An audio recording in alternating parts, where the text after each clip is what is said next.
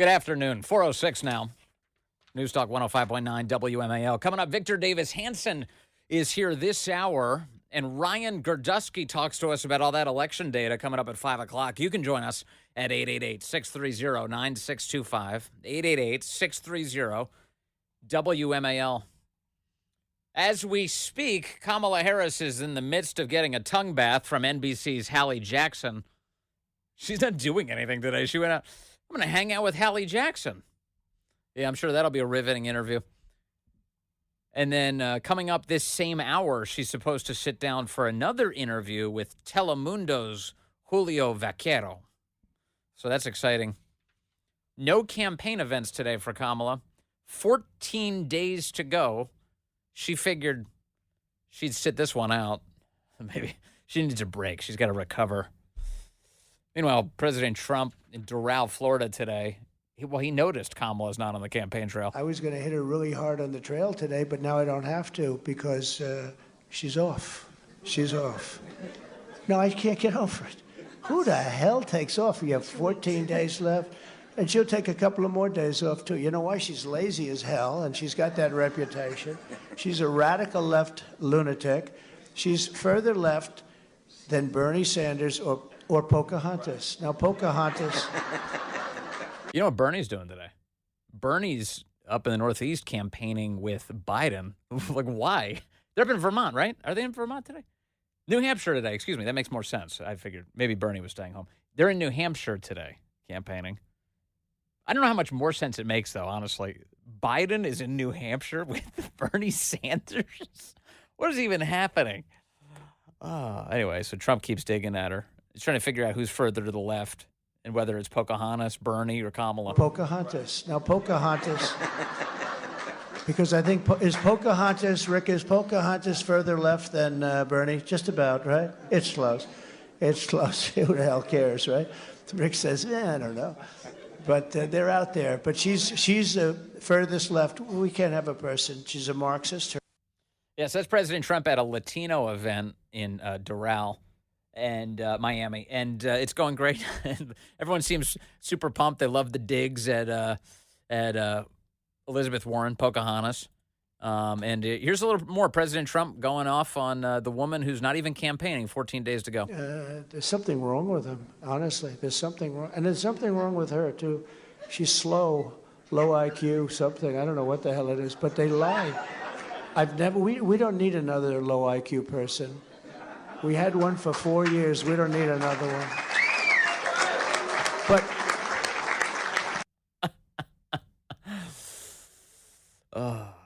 so that's Trump's pitch to Hispanic voters in Florida. What would the left's pitch be on this? Well, it was up to Jill Biden. She'd be talking about breakfast tacos right now. That would be her. That'd be her the way of handling that. Here's a woman at that round table today.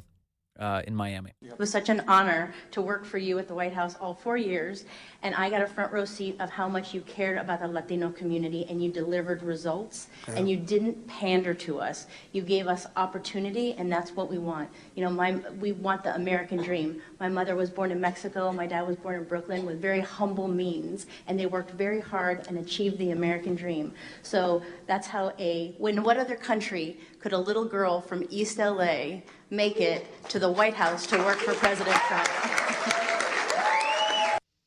All right, so there's President Trump's campaign.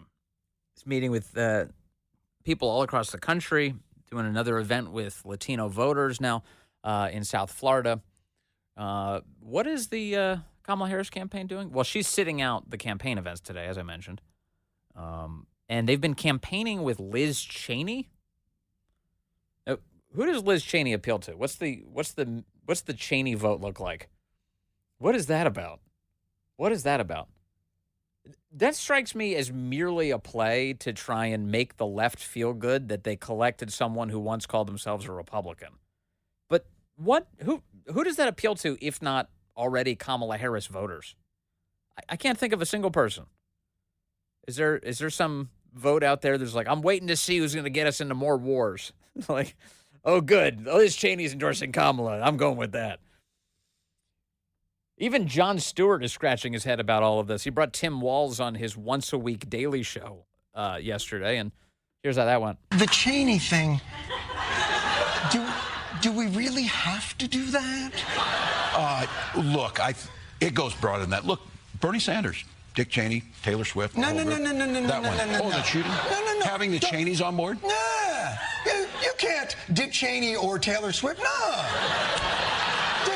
We're a big tent. What country did Taylor Swift get us to invade? No. Yeah. No, don't you think, though, that, and I do this, I believe this, there is still a core group of folks out there, your point being, and not joke, the don't tread on me, the Reagan piece of this, the libertarian piece, but the constitutional piece, there are a lot of people out there. I think Liz Cheney and Dick Cheney give permission to those folks who want to find a reason to do the right thing. If you care about the Constitution, in what world are you saying, boy, I can't wait to vote for Kamala?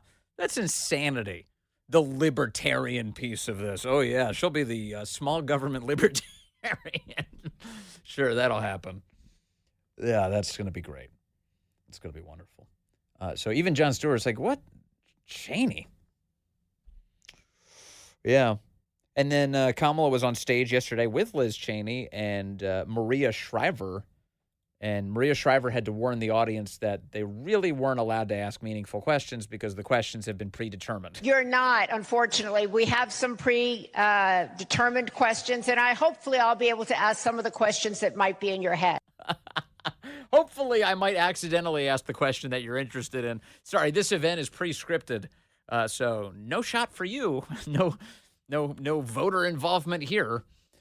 During that same event, Kamala Harris had to awkwardly bail out of attacking Trump voters yesterday. She really wanted to, and she realized she was stumbling into it. She's like, oh, I don't mean the voters. The notion over the last several years coming from Trump and those who follow him, meaning people like who he's running with, not his voters, but just others.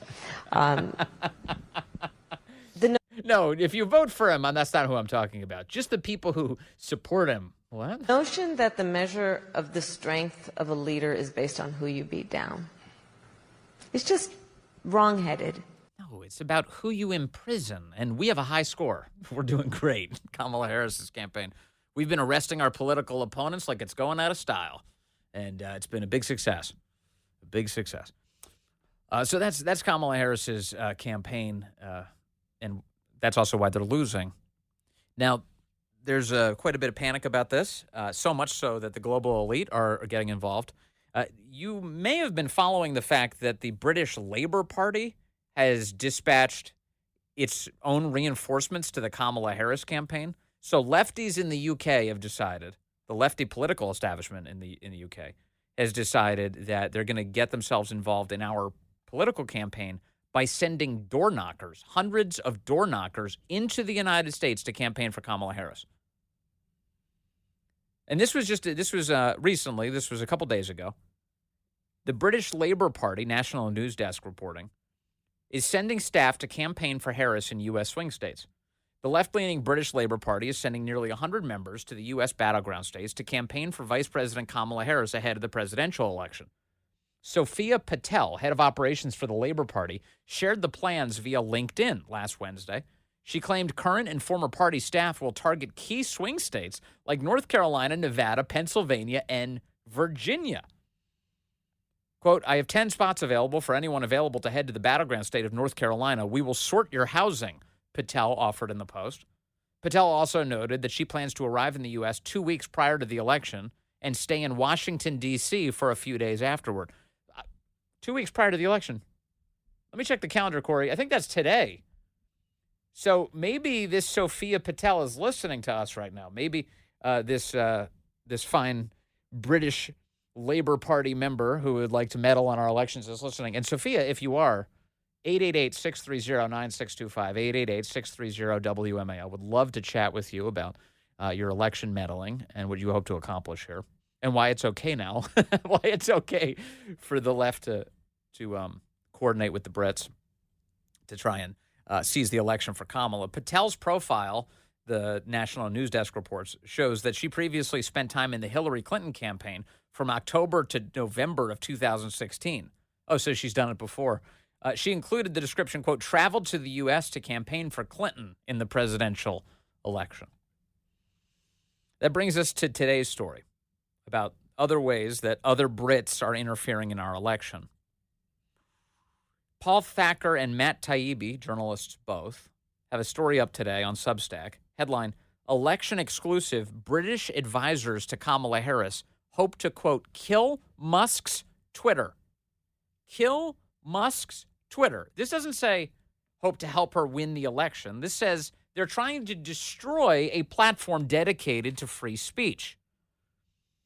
In an explosive leak with ramifications for the upcoming U.S. presidential election, internal documents for the Center for Countering Digital Hate, whose founder is British political operative Morgan McSweeney, now advising the Kamala Harris campaign, show that the group's plans in writing are to, quote, kill Musk's Twitter while strengthening ties with the Biden-Harris administration and Democrats like Senator Amy Klobuchar, who has introduced multiple bills to regulate online misinformation.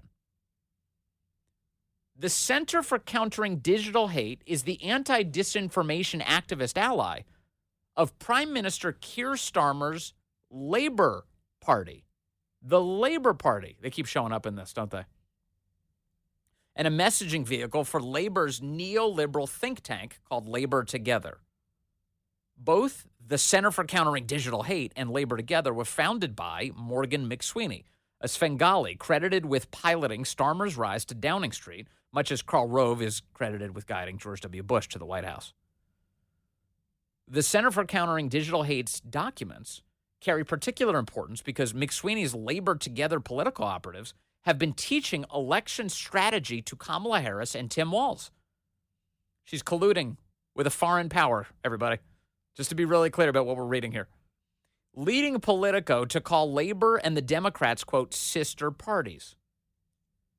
The Center for Countering Digital Hate's focus on, quote, kill Musk's Twitter also adds to legal questions about the nonprofit's tax-exempt status as a 501c3 organization. According to the IRS, the organization could lose its special tax status if, quote, a substantial part of its activities is attempting to influence legislation. Yet the third item on their annual priority list is, quote, trigger EU and UK regulatory action. And the group previously employed the firm Lot 16, that's the name of the group, to lobby congressional offices on misinformation in Washington. Once again, what they're advocating for is censorship. So you have a group called the Center for Countering Digital Hate, who has a British political operative called Morgan McSweeney as its founder, who is an advisor to Kamala Harris's campaign, and their priority as an organization is the destruction of, quote, Elon Musk's Twitter. Kill Musk's Twitter is their plan. In the last 2 months, the Washington Post and Politico, among others, have run a series of features about British advisors from Labour Together rescuing the distressed political damsel that is the Harris-Walz campaign. Politico casts McSweeney as the, quote, election mastermind who first helped Keir Starmer defeat leftist Jeremy Corbyn to become the head of Labour, all the way to Starmer's landslide win over conservatives to become prime minister this past July, implying that McSweeney and his team can perform a similar miracle for Harris. And they go on, basically, so the global left is working in cahoots. It's not just Americans, it's foreign election interference to try and get Kamala Harris across the finish line. And one of the principal goals of the groups that are associated with Kamala Harris's British backers is destroy Elon, kill Twitter, shut down free speech. Do these people sound like they're upholding the finest principles of Western civilization? Do you get the sense that they're on the side of free speech, which has been so important to the development of the finest features of Western civilization? No. No, actually, what they represent are fascist impulses. Government control, the merger of state and corporate, the crushing of dissenting voices. What does that sound like to you? And here you have American news organizations bragging about, like, oh, look, these British political geniuses are working with Kamala Harris. They're going to get her across the finish line. And thank goodness for, in this case, Matt Taibbi and Paul Thacker doing real journalism, getting a hold of these documents showing that The goal here is to destroy Elon. Kill Musk's Twitter. Man, I hope they don't succeed. And I'm glad this is public. I think it was Elon today who tweeted about this. He saw this story, tweeted it out. And what was the phrase? Did you see it, Corey? I think it was, "This is war," he wrote. This is war. You know, if Elon Musk does join the administration of President Trump to run the Department of Government Efficiency, DOGE, you do wonder, you know, are the threats only going to continue to grow for Elon? It certainly seems like it. You wonder how dire those threats could become. I mean, he's definitely placing his livelihood on the line, but he may also, just like Trump, be placing his life on the line by engaging in this mission. If you remember back to the Trump era, President Trump had at times had to assign Secret Service protection to some of the people around him. Sarah Sanders, remember that? Sarah Huckabee Sanders had to get Secret Service protection because the left had become so vile and so threatening that even the White House press secretary needed for a short time Secret Service protection. You know, you wonder if Elon's going to need it too. Or if Elon's just going to say, I'll go with my own. I can afford my own. Let me take Mike in Washington, D.C. now, line 3. Hello, Mike. You're on the Vince Coglianese show. Hey, good show you're having so far, man. Hey, what time your next guest come on? The next guest is coming up just moments from now. Right after the news, you'll hear from Victor Davis Hanson. Okay, then I better talk fast there because I had 2 ideas for you, but I'll just talk about one. Now, since the mainstream news media keep on attacking Elon Musk for supporting Donald Trump, and Donald Trump, he's still having problems with women voters, right? Yeah, it's college-educated white women, suburban. Mm-hmm. Uh-huh. Okay, well, it gave me an idea for a special contest. Now, what if Trump can get Elon Musk to put up another $1 million for a female voter speech writing contest titled, "Why the Need for a Real Women's Rights Bill to Be the Law of the Land, a Message to Congress." And the winner of this female writing contest not only get a check for $1 million, but also get to read it at Trump's inauguration. What do you think about that? I'm going to noodle on it. I think you're right, though, to try and figure out some ways to appeal to women. Elon's always thinking of innovative ways to try and get this whole thing across the finish line. We're seeing a lot of examples of that. And, Mike, I know you share my opinion on this. Title IX needs to be restored. Women need to be protected. Men need to be out of their places. And the attack on women needs to stop, led by the Biden-Harris administration. That can change this year. This election, that's a big issue. Coming up, Victor Davis Hanson. Hey, good afternoon to you. It is 4:35 here, News Talk 105.9 WMAL, where we're making sense of the news. Coming up today, we're going to talk early vote trends, polling, the state of the race, what to expect over the course of these next 2 weeks with Ryan Gerdusky. He joins us at 5 o'clock.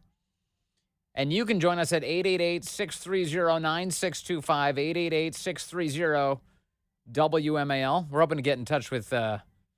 VDH, Victor Davis Hanson here, connecting with him. While we await that, let me get Chris from Culpeper in here, line 7. Hello, Chris. You're on the Vince Coglianese show. Hey, Vince. Hey, sir. Hey, thanks for taking my call. Love your show. Thank you. So just had a good example. I know the last few weeks you've been championing, early voting and the reasons why. I've already voted myself as well. So my mom, she's 80 years old. And so yesterday, I check on her every day or every other day at least. Yesterday, she was feeling under the weather. She had flu-like symptoms, didn't feel up to leaving the house or doing anything. And then today she calls me and says that the battery's dead on her car. Like, seriously. So went down, got her battery, took care of all that. So when we get ready to leave, I said, "Hey, Mom, have you voted yet?" She said, "No, I'm going to vote on Election Day." So I kind of made the point to her. I'm like, well, fast forward these last 2 days, 2 weeks from now, and you're not going to make it to the polls. So can you please go vote tomorrow? And she said she was. So I think it just reinforces what you've been preaching and teaching about banking your vote and getting out there and making sure it counts. And, yeah, it just kind of enlightened all of us. Well, you never really know what's going to pop up. That's for sure, whether it's a dead battery or anything else. Or for instance, say you're a voter in Georgia and a water main happens to break, and all of a sudden the entire polling place is shut down on election day. I don't think anybody wants that garbage. So given that there are so many things you can't know about the way election day is going to go, I'd make as many attempts as I could leading up to it. Absolutely, yeah. So I'm going to follow up with her tomorrow and make sure she did it. And if she didn't, I'm going to make sure she does it the next day. But definitely don't want to wait till the last minute for sure. Yeah, I'm totally with you, Chris. Thanks for doing that. That's a good story, a good cautionary tale of all the things that might get in your way. Hey, look, life gets in your way. Life just totally gets in your way. Thank you, Chris. Yeah, thank you, Vince. I appreciate that. Yeah, so we'll see. We're going to keep talking to Christian Hines, too, who's our Virginia election expert, on what he's seeing. Some of the early voting data has been very good in Virginia. I know in Fairfax County, my wife's about to cast her ballot. She hasn't yet. I'm scolding her every day. Don't you worry. I'm all over that. She was out there yesterday, and she had a bunch of things to do, and she figured, one thing she would do is go cast her ballot at our local polling place. She went there, and the line was forever long, and she started doing the math, and she's like, well, I got to knock out this other stuff. So she's doing that, but I'm telling her, okay, you got to get the vote in. You got to get it in. So she's going to be doing that ASAP here, getting that done. It's super important. Super, super important. Frank is calling in from Arlington, Virginia, line 1. Hello, Frank. You're on the Vince Coglianese Show. Yeah, hi, Vince. Hey, thank you for taking my call. And it was nice to meet you the other day at the Courthouse Plaza event that you organized for us. So, right on. Oh, man, that's great, Frank. Thank you for calling in now. Yeah. So, I'm involved with election integrity activities here in Arlington. And an issue has come up. It's not just in Arlington. It's statewide, where there has been no instructions or direction given by the Virginia election office in terms of how to identify IDs, that is, driver's licenses or ID cards, that have been given to non-citizens. So, for example, non-citizens can get IDs. They can get driver's license and IDs. If they have like a green card or a student visa, they can get a regular driver's license, but it has a thing on the front that says restriction 9, and on the back it says limited duration. Mm-hmm. And there's no way they should not be voting, but maybe they're on the voter rolls somehow. And there's been no instructions about how to identify them given to the election officers. There's another type of card. It's called a driver privilege card that is given to illegal immigrants who basically don't have any paperwork. And those also have they look like a regular driver's license or an ID card, but they do have a number 9 restriction on the front, and on the back it says limited duration, which would signal that these are cards that have been given to non-citizens, and officers of election should be flagging these and telling them this is not an acceptable form of ID. But there has been no instructions or guidance from the Virginia Department of Elections to the registrars around the state. So this is quite an issue that many of us are trying to advocate for. We're writing to the governor's office, to AG Mayoris's office. And so I just wanted to share that and see if Frank, anything you guys could do. Frank, let me ask you some questions. Have you seen any evidence that people are using these alternative IDs rather than driver's licenses when they go into the polling places? So I have not personally. We have some poll watchers who've seen people who come with those forms of IDs. Okay. And in some instances, they have been told that there's not an acceptable form of ID. Now, well, one would think. So, Frank, when I walk into my Virginia polling place and I hand my driver's license to the election worker, they stick it on a little scanner and they scan the barcode, right? And then it pops on their screen my voter registration status. I assume. I'm just assuming. I haven't seen the screen. My name and my home address, and then they ask me to tell them where I live, and I give them my home address, and then they say, okay, you are who you say you are, and then they hand me the ballot. Correct. If you have one of these alternative form of IDs, wouldn't that be precluded? Well, that's a really good question. So the poll pads, those are the pads that those election officers are looking at. Yeah. They're not programmed to identify these types of IDs that are given to non-citizens.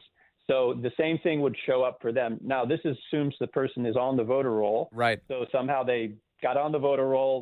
There's a variety of ways they have done that. But yeah, no, they'd get the same screen and everything as you would. Okay, interesting. All right, well, we'll stay alert to it, Frank, and hopefully someone with some influence over this subject heard you, and if there is a problem here, they can get to the bottom of it. Thank you, Frank. I appreciate it. I want to rush off here to my guest now. Victor Davis Hanson joins us. He's a senior fellow at the Hoover Institute and the author of The Dying Citizen, How Progressive Elites, Tribalism, and Globalization Are Destroying the Idea of America. Sir, great to have you back with us. Thank you. Well, thank you for having me. I started today by saying this is about as good as I've felt all election about President Trump's chances of winning. How do you feel as of today, sir? Well, I certainly feel a lot more confident than 2016 when he won and 2020 when he lost. But I don't know what the magic number is. I think everybody's debating this number, and that is that they feel that the polls still underreport Trump support, and they also feel antithetically that he has to be ahead in the polls given that switch over to non-election day balloting with 70% of the ballots. They still don't trust that, the authenticity of that process. So if he's in some polls 2 points ahead in the regular polls, he's probably 4 points ahead in the real polls, but they don't know whether he's going to lose that. I'm just talking about general perception. Yeah. If he's going to lose that margin when we start to look at the huge Trump leads election night in Georgia, Arizona, North Carolina, and all of a sudden we go to bed at 11 and that screen starts to change as these pallets of ballots come in, as happened the last election. So, and then the other wild card is the one time the polls were right is the most recent, and people argue, well, that's the most recent poll, 2022 midterms.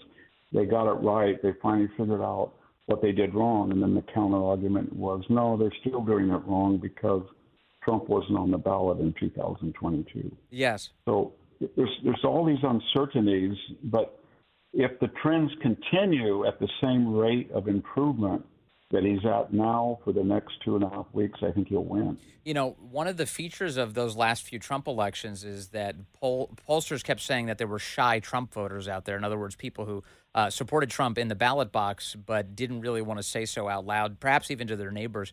It does feel like there's something changing right now in the country, and maybe it's just my perception, but that people seem more comfortable than ever saying, yeah, I support Donald Trump and I don't support the Biden-Harris administration. Do you find that too? Well, I live in a almost predominantly Mexican-American small town in Central California, kind of ground zero of illegal immigration. And when I go into a supermarket in 2016 and 2020, I heard not one person came up to me and said, I'm going to vote for Donald Trump, or I saw you on Fox and, you know, I agree with you. When I go in now, I get stopped by 8 or 9 people. They're predominantly men over the age of 40 that are what we would call Hispanic, but they're mostly, exclusively, I should say, Mexican-American. And that's happened now on about 10 occasions, so maybe 80 or 90 people. I haven't met one who said that they were going to vote for anybody else. I mean, I've just never seen people in the Mexican-American community, male. These are people who are plumbers, electricians, contractors, city employees, and they seem to be voting. And the polls in California kind of reflect that among Mexican-American males, there are probably 50% at least for Trump. And that's new. And they're not shy about saying to you why. And whether it's he's a strong leader and we're embarrassed, or yes, Biden or Harris or left wing or transgender issues or 9th-month abortion. But that's new, and it's kind of mirror images what we're seeing with black males to a lesser extent. Young people.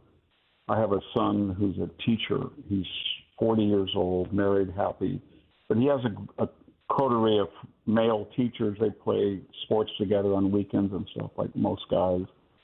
And they were all apolitical, and now they're not apolitical. And they're talking about They may not like Trump personally, they may not, but they're all going to vote for him. And so you just get these little indicators all around your environment in the most unexpected places that, he goes to a football game, and then your rational side says, well, wait a minute. Remember 2020, the huge rallies, and they cut over to the Biden cars, maybe 20 cars honking their horns for Biden. I know. When he was, and don't be fooled again. So we're all wary, I think is what we're saying. But empirically, all the signs look good that he's on a trajectory to win if he keeps it up. And it's much like the 1980 election when Jimmy Carter was ahead, I think, by 8 points in the Gallup poll of October 19th. And then the last one, October, I think it was 29th, he was ahead by 3, and yet Reagan won by 10. And everybody said, well, how was that possible? Well, I think it was people waited, and then just collectively they said, I'm done with Carter. I'm sick of it. I don't want to be lectured. I'm tired of the malaise. I'm tired of the hostages. I want somebody who's upbeat. And that's the same dynamics this time. That we want somebody to build stuff, create stuff that says we're kind of an Elon Musk, that image of Donald Trump, getting his earshot and saying, fight, and then you see Elon Musk as a Rector set sort of thing, catching a missile from space. It's that yearning for substance, for meaning, and she doesn't resonate that at all. She doesn't, and I think people are sick of it. Yes. So I think we might be watching in the next 10 days kind of a consensus that she's going to stall and he's going to pick up momentum. It's interesting you mentioned the Carter example. I do feel like Kamala Harris's campaign consists of defending the malaise that she's gotten us into and lecturing us constantly. It feels like every event that she does is merely scolding Americans that they're not supporting her adequately enough. But meanwhile, the surrogates are worse. Bill Clinton goes out, and then Barack Obama, and it's almost like we're Marxists and we're diagnosing you as false consciousness or what's the matter with Kansas type of, you've been misled by this shyster, and we can tell you, and only we can tell you what's in your true interest. So we're going to talk down to you. Now listen, that doesn't work when you insult the electorate. It doesn't, luckily for a lot of the electorate, but it feels like to some extent, quite unfortunately, maybe it does for some percentage, because it feels like in a rational world that President Trump would be running away with this in every public poll, and we wouldn't even be close to talking about to what extent this is a coin toss. Would you take a look at what do you make of their strategy? Yeah, I would kind of disagree. I would look at it the other way. I would say that Republicans haven't won 51% of the presidential votes since 1988. They've lost 7 out of the last 8 popular votes. And the reason why is they don't run the media, they don't run Hollywood, they don't run entertainment, the corporate boardrooms, Silicon Valley, professional sports, popular culture. They get outspent 3.5 to 2 or 3 to 1. They don't. The big money in the United States is in hedge funds, finance, insurance, media, Silicon Valley, tech. So, and then I look at this obsessive hatred of Donald Trump and the lengths that they'll go. I mean, we've never really seen people 5 criminal and civil suits against him to destroy him psychologically, materially, bankrupt him. 16 states wanted to take him off the ballot. They've impeached him twice. They tried him as a private citizen, 2 assassination attempts. So, in my view, I'm so glad that it's close and he's ahead, but given the odds, it would have killed any other person or broken them financially or psychologically. And you can't fight all of that institutional. I mean, it's very powerful. They can take somebody who was clearly demented in 2020 and was seen so by the Democrat and turn him into fit as a fiddle, old Joe Biden from Scranton. Yeah. And they pulled that off for 3.5 years. And they've taken her, who was a complete Spiro Agnew insurance policy, up until the very moment that Joe Biden resigned. That was her worst scenario. She never even entered a primary. She was so inept in 2019. And then 48 hours, they turned her into Kamala, Joan of Arc, brilliant, articulate Cicero of our age, and she surged ahead. So the Republicans or conservatives are up against forces that I don't think they appreciate their money, their power, their resources, their communication, saturation. And for him to be right now, given all of that, even or even slightly ahead, I think it's miraculous. Yes, I think that's the answer I was looking for. Yeah, he's up against all of the marshaled forces of the establishment, and he's still prevailing. He is, and he's got people. I mean, if you had told any of us that Liz Cheney, third in power in the House, from this far right family, with Lynn Cheney that fought for the NEH traditionalism, and Dick Cheney, who the left said was Darth Vader, Prince of Darkness, would be out campaigning for someone who wants abortion on demand, open borders, Soros crime type of modalities, the Afghanistan pullout. Nobody would believe it. Yeah. But so he's up against a lot of obstacles. Yep, he is. And once again, if you want to expose who someone is, just send President Trump into the room. You'll find out really quickly. Thank you, Victor Davis Hanson from the Hoover Institute. Love talking to you. I hope we can do it again really soon, sir. Thank you very much. Thank you. Hi, Vince. A couple of days ago when Kamala Harris tried to humiliate that young man that said Jesus is Lord, and everybody started laughing. Yeah. And I'm a Catholic. I really got offended at that. And then 2 days later, she's at a black church reading scriptures. I mean, can't people see what a hypocrite she is? It's a con. It's unbelievable to me. It's a con, and you're right about that. It was a little hard to hear on that audio and to begin with, but then we found out later that was definitely what was shouted out. Jesus is Lord, and she said, "I think you're at the wrong rally." Carlo, our goal, we're in touch with that guy actually, and I'm hoping we can have him on the show very soon, maybe as soon as tomorrow. But we're working on it. Thank you, Carlo, for reminding me about that. It's important. It's one of the. It should be devastating to any political campaign. Stay with us. We'll talk about the campaign with Ryan Grodusky next.